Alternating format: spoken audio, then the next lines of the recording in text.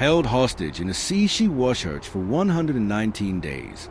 15-year-old Leslie Gattas lived a quiet, privileged life in East Memphis, Tennessee. On the night of November 18, 1981, she hosted a prayer meeting, said goodnight to her parents, and went to bed, never knowing a predator was already inside her home. Around 2:30 a.m., 41-year-old drifter Ernest L. Stubblefield slipped through an unlocked window. He crept upstairs, entered Leslie's room, and, in a chilling whisper, asked, "Are you a boy or a girl?" Before she could scream, he bound her with duct tape and carried her into the night. Oddly, after hiding Leslie, he drove her father's Cadillac back home and returned the keys, making it seem as if nothing had happened. When her parents woke to find her gone, the scene looked too clean.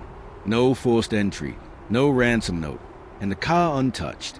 Police assumed she was a runaway, but her family refused to believe it.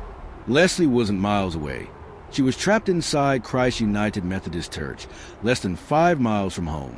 Stubblefield had secretly lived in the church for months, hiding her in a small attic crawlspace behind a false wall. There, for 119 days, she endured a nightmare of fear and silence. Though he never sexually assaulted her, he controlled every breath she took, forcing her to play Scrabble for hours and forbidding any sound. At night, they crept through the church for food and returned before dawn.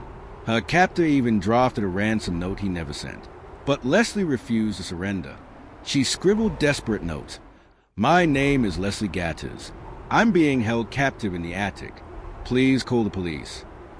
And hid them in Bibles and on desks throughout the church. The notes were found, but dismissed as pranks. Even when police searched the attic, they missed a false wall that hid her just feet away. Then came the pecans. The church's maintenance man, Sam, began noticing missing food, especially entire bags of pecans. Thinking it odd, he counted them one evening and returned the next morning to find 4 bags gone. Suddenly, those prank notes didn't seem funny anymore. Sam called police, convinced someone was secretly living inside the church.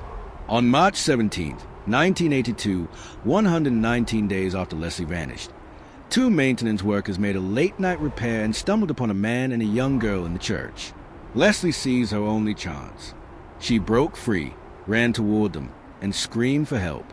Stubblefield fled into the darkness, but it was over. The girl from the missing posters, the one whose cries had been ignored, was alive.